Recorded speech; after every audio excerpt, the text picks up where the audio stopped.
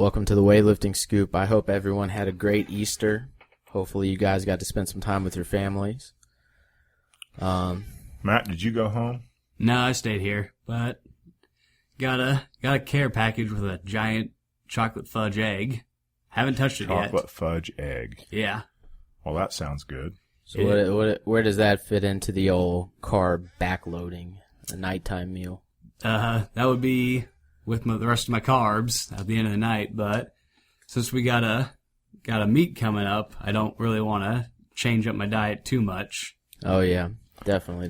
I had a cheat meal today. I go to Salsaritas pretty much every day, spend $7.35 on 3 tacos, and I get a water.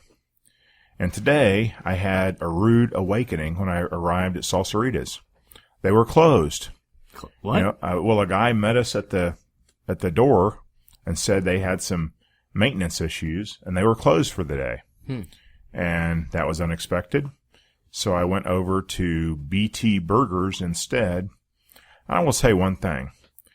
BT Burgers is not half as good as Salsaritas. Really? Yes. I've eaten there before. It's not a bad burger joint. I don't think it's the best burger joint ever, but it's definitely not bad. But I'm so used to Salsaritas and, it's just so good, that it really upset my morning/afternoon to not be able to eat at Salsaritas. Well, did you eat with Don at BT Burger? Yeah, I ate with Don. Did you guys get plywood? Well, we went to Home Depot and we didn't actually get the plywood, but we went and ordered it. I mean, they're putting it on the truck for us to pick up at 3 or 3:30. Okay, I gotcha. I thought that you guys had were taking it immediately. So basically, what's going on is we're replacing the plywood on all of the platforms in the gym so that it looks nice again. Not that it looks bad. Yeah, I don't think it looks bad. No, but yeah, no. some of that, if you use plywood for 2 years, it's going to get a little beat up.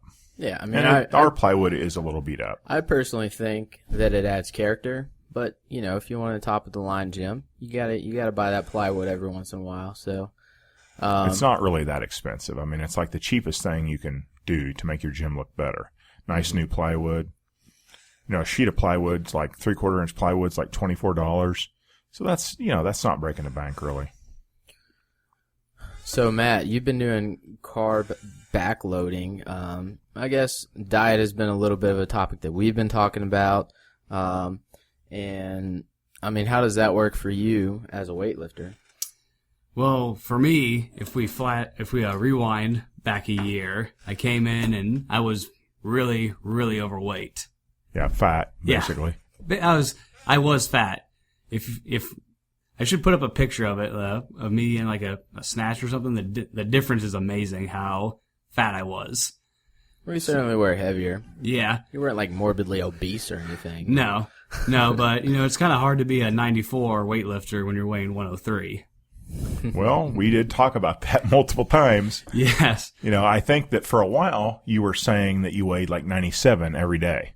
And of course, you weren't really 97. Come clean. Yeah, I was not really 97. People love to tell Glenn that they're weighing 97, but I was weighing 97 at the end of the day after all the sweat was out of my system from lifting. But 97, I'm putting quotes in the air. Yeah. So, and I came down here, I have 2 degrees in exercise science and all that stuff, and I tried the things that I learned in school and it wasn't working. And I tried the things I learned in school to cut weight, and it wasn't working. So I had Thus proving school is a bunch of crap. Yeah. All right, let's not go that far.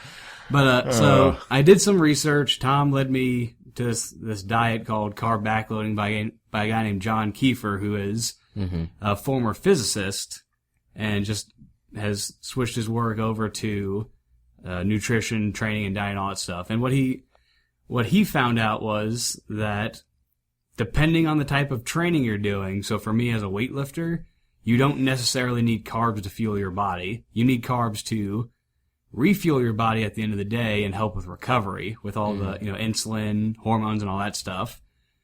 So after reading the material, switching things up, and getting my day-to-day plan set, I was able to start losing weight, but maintaining muscle mass and actually start to improve on my lifts again. I just have a little question here. Of all the guys on the team, guys and girls, we've got some pretty good physical specimens on the team.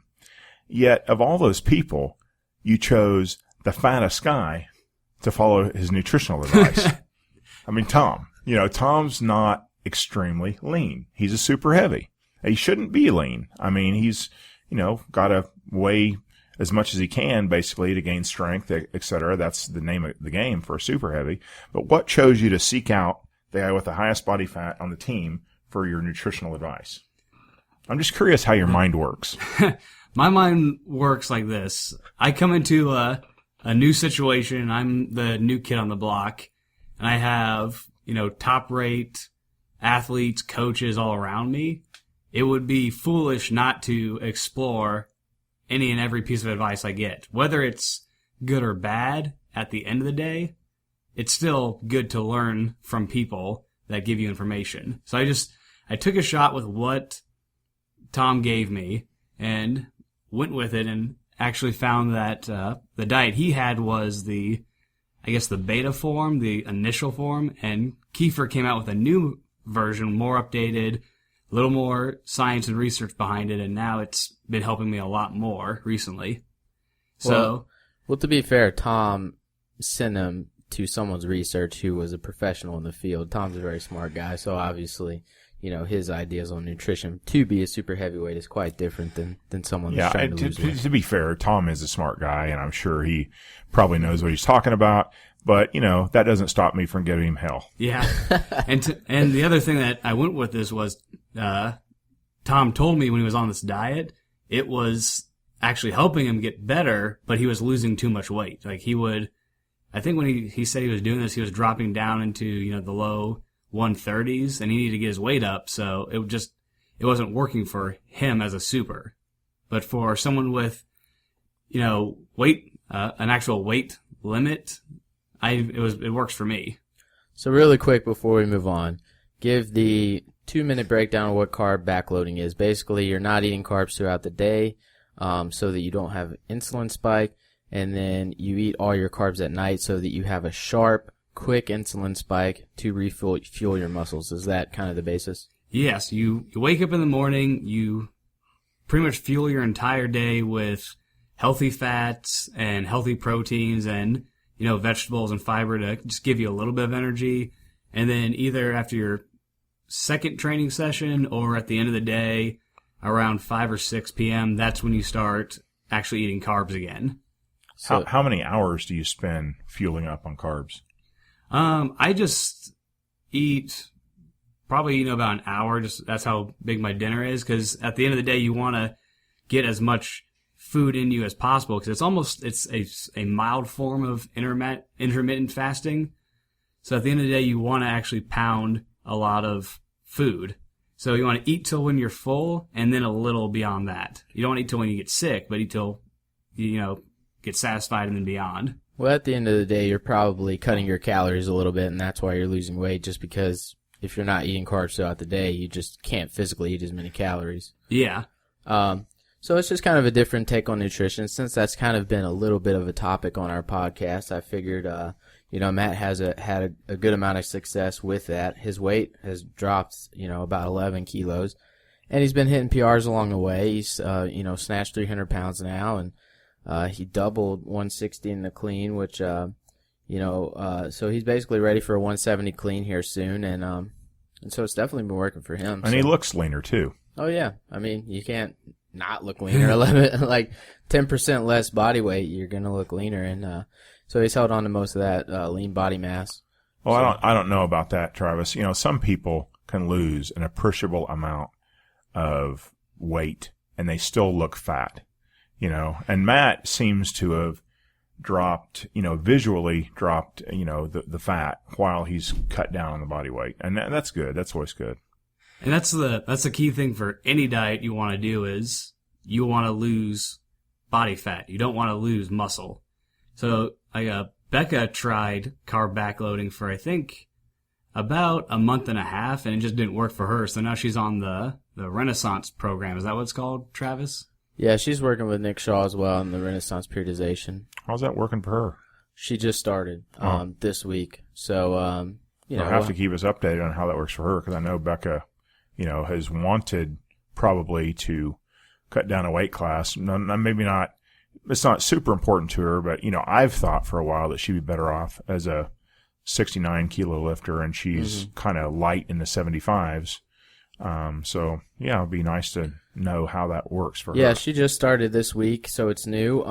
So we're gonna need to wait a month and see. But Becca's been killing it lately in the gym, so I expect that it'll definitely help out. Any kind of structure that you have is gonna help. So I just figured bringing the carb backloading, giving you another take.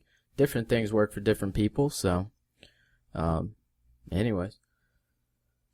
And if you're looking for more information, I wrote an article that is on Tom's website, The Strength Agenda. It's 2 parts. It's the first one is kind of explaining how to do the diet in a quick manner, and then the second part is more of the science and reasoning why. So just be on the lookout for that. I heard Tom's website is pretty good, and I haven't been doing a lot of perusing the internet lately. Because obviously, since the stroke, I've had some vision problems, and, I'm not totally blind, but it is harder for me to see things than it was. And one of those things that's difficult is getting on the internet. And it's difficult to follow some websites the way I used to and everything. And I can say that I haven't looked at Tom's website a ton, but I know from former, looking at it formerly, that it's a pretty good website and it's got a lot of good information on it.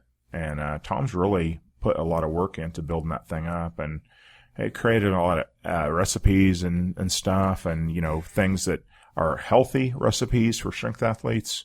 So it's a good resource for people. Yeah, I think it kind of started out as a website for recipes for healthy eating for strength athletes, but there's more to it now. They definitely have some pretty cool creative recipes that don't really take that long. So I definitely. Well, Tom's got like a secret weapon, his wife. I mean, she is a good cook.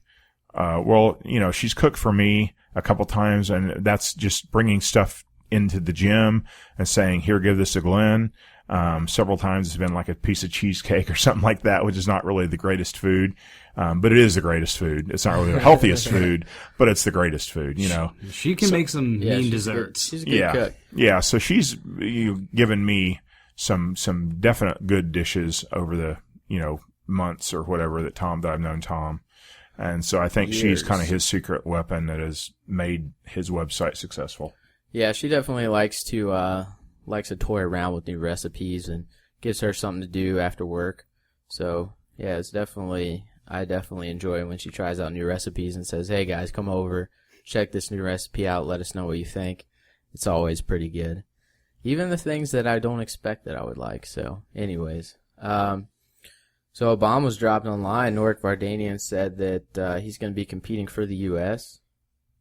Yeah, I saw that. I just saw that today getting my oil changed, so that should be pretty interesting. He's a 94, right?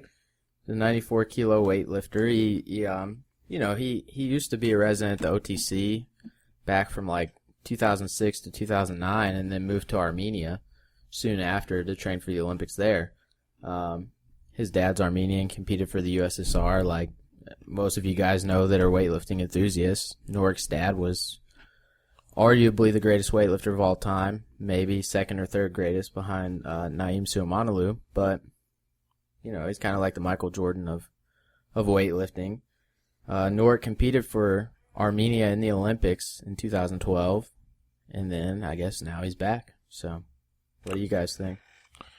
Well, I think that there is going to be a big showdown between him and Kendrick. Kendrick is a 94 also. Mm-hmm. And obviously they're both very close on totals and things like that. And so that's going to be very interesting come nationals to see who comes out on top. Well, interestingly enough, Kendrick's best international clean and jerk is better than Norik's, 211 to 210. Really? In the snatch, Norik is definitely a slightly better snatcher. And I mean, to be honest with you, we got some people that, I think everybody's going to be talking about Norick and Kendrick right now, but D'Angelo Osorio has made a ton of progress. And then Jared Fleming is coming back from injury, snatched 170 last year.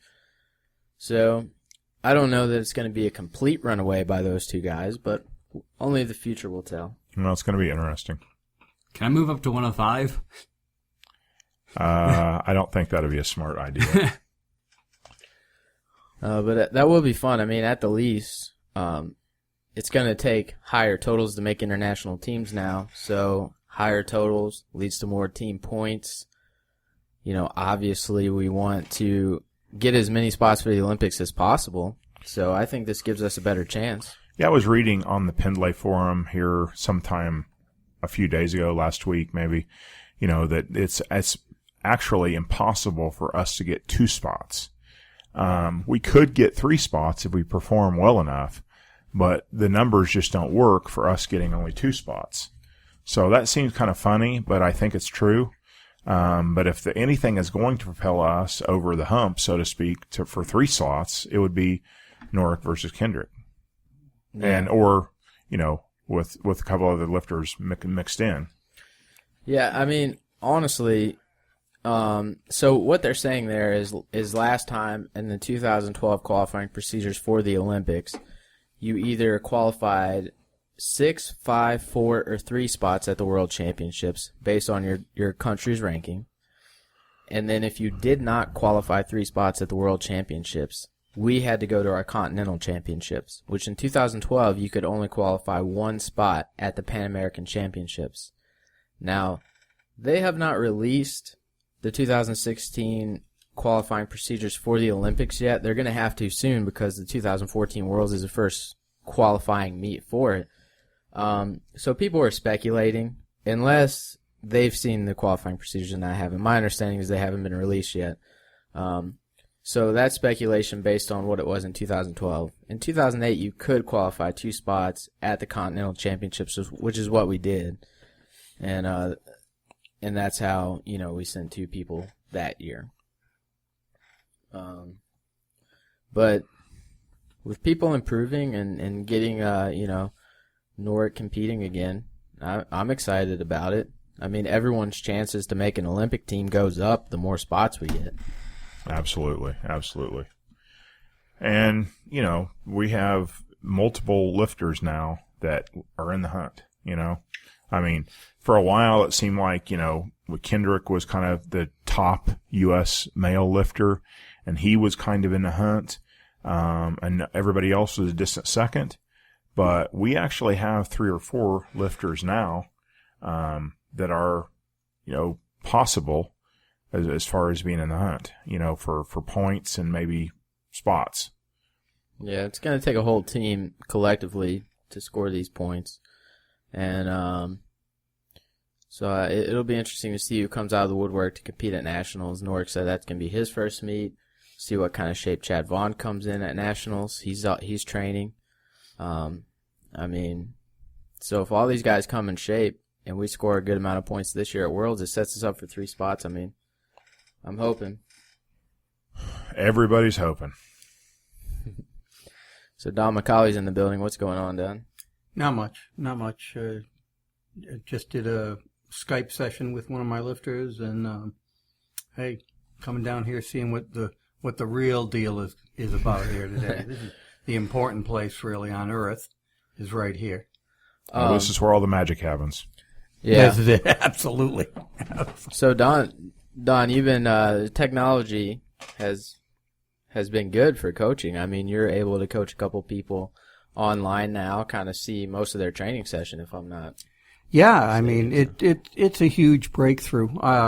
Much more than I thought it was going to be. I would say that it works. Coaching somebody with Skype and giving them a program and all that works a lot better if you've got some prior work with the athlete. Yeah, absolutely. Maybe from anything from a clinic or 2 to working with them over time in the gym. It just saves a lot of time, and you know each other's cues and you know each other's correction, what people are talking about. But I'm real pleased. I've had 2 athletes that I've done on Skype. Both have qualified for the Nationals. One is, more than qualified. One just sort of snuck in, but he's only lifted 10 months off, off basically only having a CrossFit lifting background. And he switched over to Olympic lifting and came right along. Much better than I thought it was going to be. It's great. Yeah, it is crazy. I mean, who would have thought 15 years ago that coaches would be able to sit on Skype, help out athletes, give out, it's more than just giving out a program. You can actually invest in an athlete, actually coach them, give them cues, video analysis. Those things are great. They go a long way. And you can even do some things that you don't get to do very often with someone you coach in person. But just because of using that technology, you can do more video analysis, which, paralysis by analysis sometimes, but... but you're giving, you're giving people live in, real-time analysis, which is incredible. It's just so much, looking at the technology we have today to look at videos through YouTube and, of course, using things like Coach's Eye and all these other things, it's great to begin with. But that's, there's always some, lag time between the time you see the kid does the lift, you see the video, you get back to the kid. It's a week. This is, as much like having the kid in the room with you as possible. But, no, it's fantastic. And one thing that you do with us occasionally, because obviously, you don't want to be sitting there videoing every lift as the coach. You want to be there with a personal relationship. Obviously is more important, but you have an app on your phone. Is it Coach's Eye or something else? It's BarSense. BarSense. It's pretty cool. Yeah. You can take a video of one of our lifts from the side. You can do bar path analysis. It even does like velocity and stuff. Pretty interesting stuff. Immediate feedback. It takes 5 seconds for them to take a video. During the rest period the athlete's taking, you've got bar track and you can talk to him about what he did, what he didn't do, and how the lift looked, and that's fantastic. Like you say, one of those every once in a while is worth a lot. Yeah, I don't think it's something that you should be doing every lift, but it's something that you should use as your tool of measurement for, have you made a change? So you're working with someone, you're giving them coaching cues, but they don't see their lift for a long time, and then you show them, here's what your lift looked like a month ago. Here's what it looks like today after working on all these cues and stuff, and then they become a believer. Yeah, and it's it's a real good thing, and like I say, that technology in itself has progressed to the point where, as I say, you're able to show somebody between lifts what they've done or what they haven't done, and you can get it back quick. Of course, just like you're saying, it's not something to spend all day at. I'm not a big believer in that. I think it. Too much analysis, just like you just said a minute ago, and I like to hop around and talk to guys and do that kind of thing, and I think all coaches should. But these things are important, and they are, if used properly in a professional setting, they're real good. They're real good, real helpful. Now, one question that we had on the forum, on Pendlay forum, was lifting in front of a mirror. So you don't have a coach, you don't have a camera. I know there's kind of like conflicting views on this, but, have at it. Well, I think that's popular in China. Actually, I've had several people tell me that lifters in China do lots of lifting in front of lots of drilling in front of mirrors. And personally, I don't really like it. I think that you're trying to look in the mirror when you should be looking straight ahead. Kind of can mess you up. Well, what if you're facing the mirror, so head on? Well, that's what I think he's talking about. Yeah, correct? Like I said, I just think there's a lot of reasons not to do too much of it. Mm-hmm. But I suppose that, the key for anything like that is, does it help you? If it helps you and it can make your list smoother, whatever, that's good. But I think a lot of those things can do more harm than they can good. Yeah, I think that's the key. I know when I worked with Coach Kang, Korean coach, he was big on mirrors. But that said, and the Chinese are the same. Their lifters have been drilled and drilled and drilled as kids with form and everything else on what it should be. And what Kang always used it for was to check. Like if you're doing back squats, every once in a while you'd put yourself in front of the mirror to check that your knees were staying in line and they were in the right spot. But you wouldn't do all your workout looking at the mirror. Because, your eyes would be down, just like Glenn said. I prefer, as you guys hear me all the time, I prefer eyes up on the horizon, if not a little higher all the time. I think it helps you present your torso better. And I don't think looking in a mirror you tend to gaze down.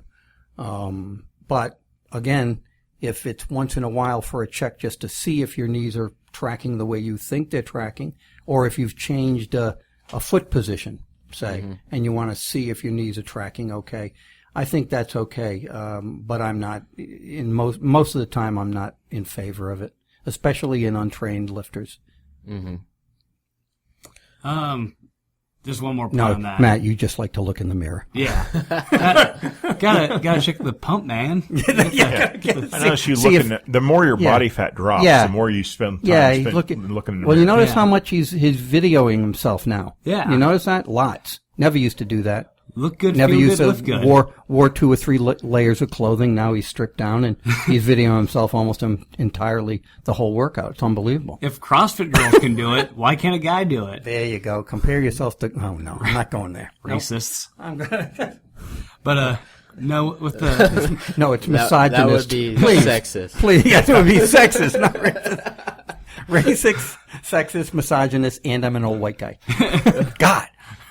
But like with the other thing I think the mirror is taking away from is just teaching you how to move and learn how to move with your body. Because you're trying to focus on a visual aspect rather than a spatial awareness aspect. Yeah, and I think that's true. And that's why I say that most workouts training should be done on your own without that visual help. And the tendency, too, is you will tend to go towards a mirror if it's any kind of a moving lift, like a jerk or something like that. Well, I do think having a mirror occasionally would be helpful. Yeah, I think so. It can, when you start developing something where you pick up the bar and it's uneven, it kind of gives the lifter an immediate feedback like, wow, I had no idea I was doing that. I can actually see the difference now. The one thing about a mirror, too, is it's a cheap technology. You can pick up a mirror that's more than sufficient. Unless you tend to break them. Well, that's true. You have to make sure they're off the platform enough. But you can pick up a cheap mirror for $8, a long mirror that doesn't have to be too wide to see a whole lifter, and keep it off the platform and move it to the side when you don't need it. Definitely something you don't want to use close to a competition because you don't want to be getting obsessed with your technique close to a competition. Now you're far out from a competition, you're going to tackle some technique issues. I think, some obvious ones that you can see in the mirror real time. I think it can be helpful, but, it's like Glenn and Don said, not something you want to do very often and not something you want to get in the habit of doing. Because at the end of the day, you got to pull as hard as you can. And if you're trying to look in a mirror to see how it looks, you can't do that. No. And, No, Matt, you can't. Well, you guys got anything else? Not on that subject, although I would like to talk about what we're going to see at the Spring Open in a week. Oh, yeah, well. Oh, my God. Tell me about it. Well, I don't know what to say. I mean, we got like 100 lifters. Wow. We've got some, roughly 100. You remember Woodstock? No, you don't. Yeah. It's going to be a lot like that. Woodstock. It's going to be just like I've seen Woodstock. books on it. Let's sign up for that. Yeah. The greatest weightlifting competition in the history of the United States. We're going down to NASCAR's farm. 400,000 strong. I think Unbelievable. that, we're going to see some good performances, because Yeah. our guys, I think, are set up for a pretty darn good performance.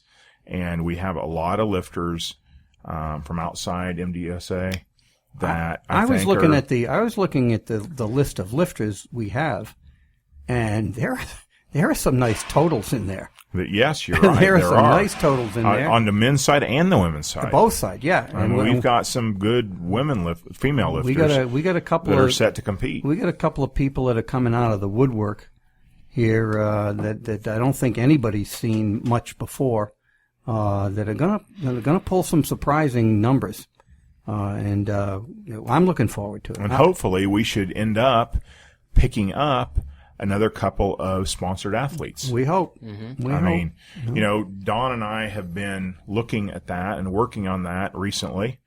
USAW was kind enough to give us a list of promising athletes that are without a steady place to train. Yep. We have been contacting some of the more promising, or the ones that we deem to be more promising, contacting them and kind of letting them know that there's a possibility of training here. We have had some positive responses to that, and I think that you're going to see some new faces on Muscle Drive USA pretty soon. I think so.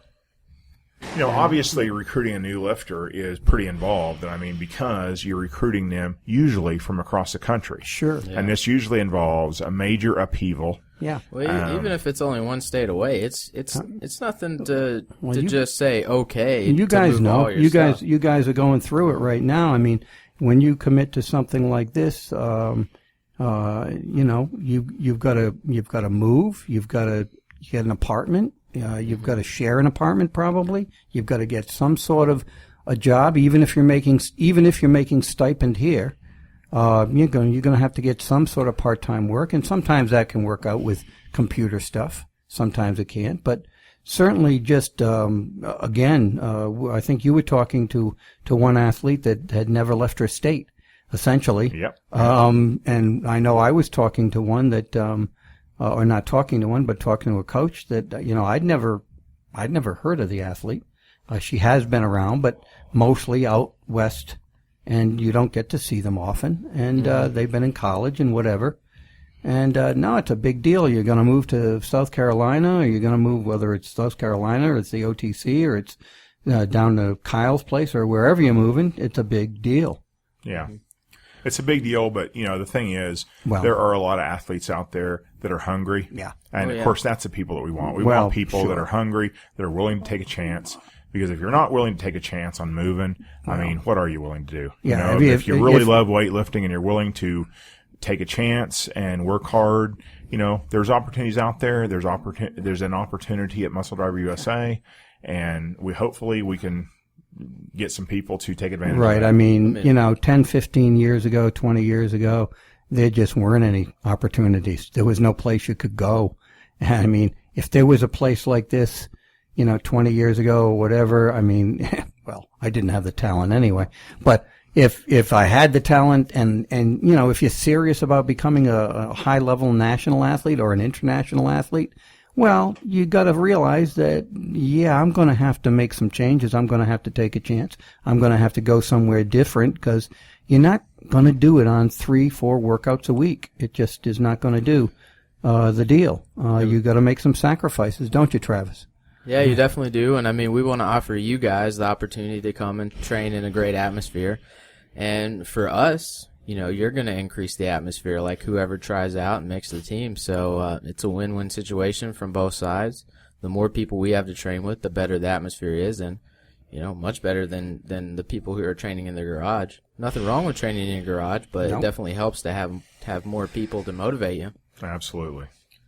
And you never want, as an athlete, I don't think you ever want a few years to go by and look back and say something like, I wonder if I should have done that for a couple of years. Well, a couple of people that I've talked to on the phone on this subject, one of the things we brought up was you have a shelf life as an athlete.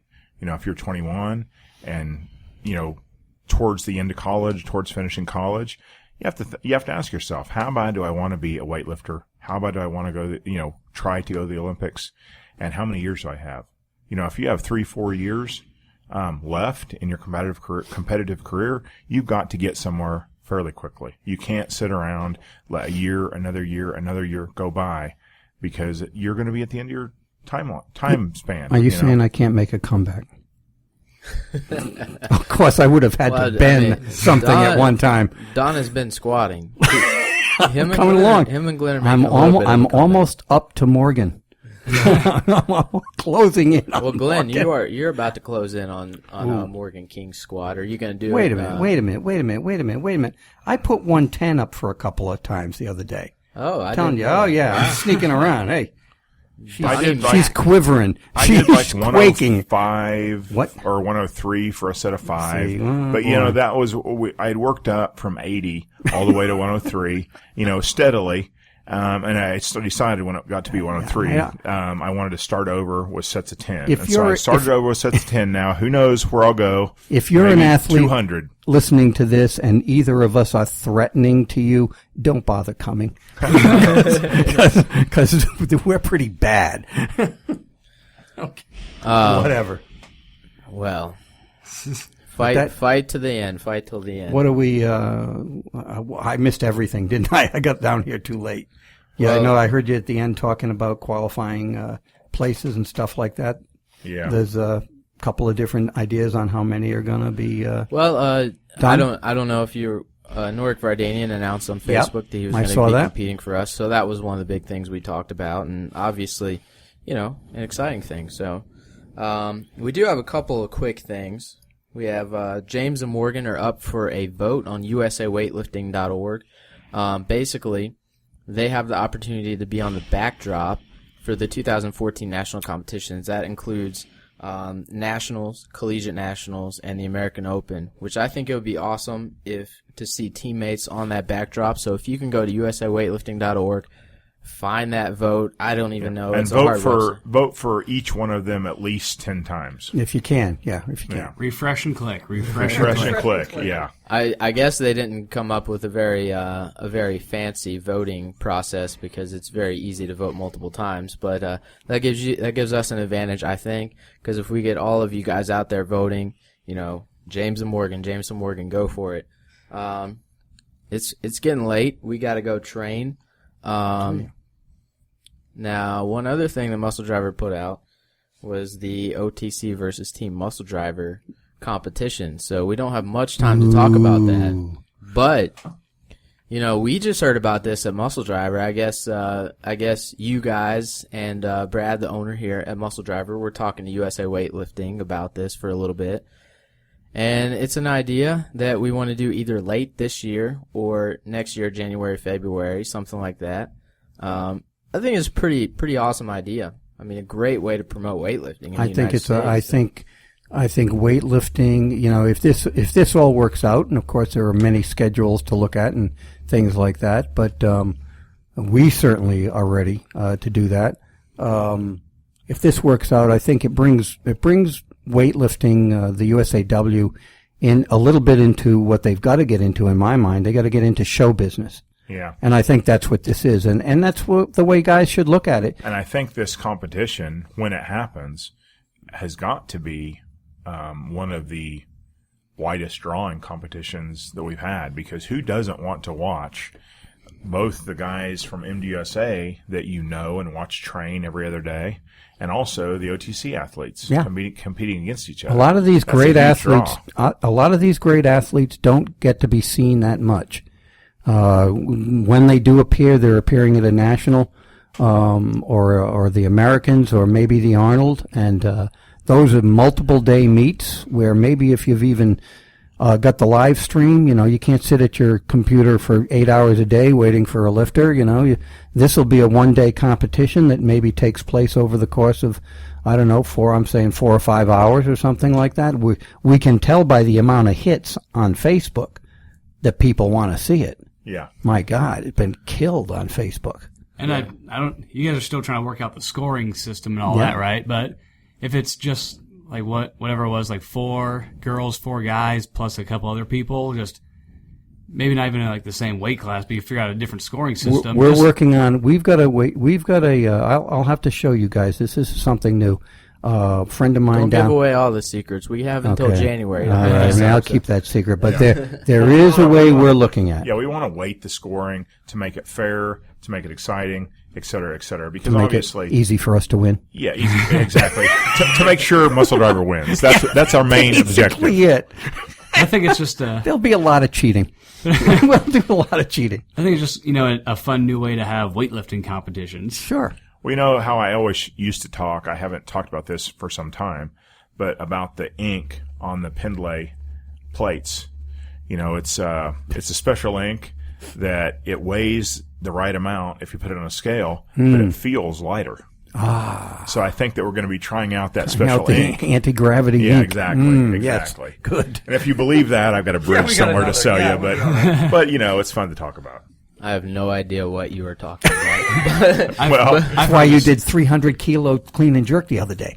Those damn things flew.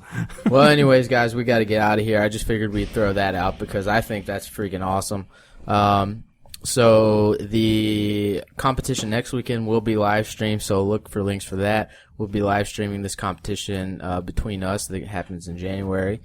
And hopefully we will see you guys early next week. See you then.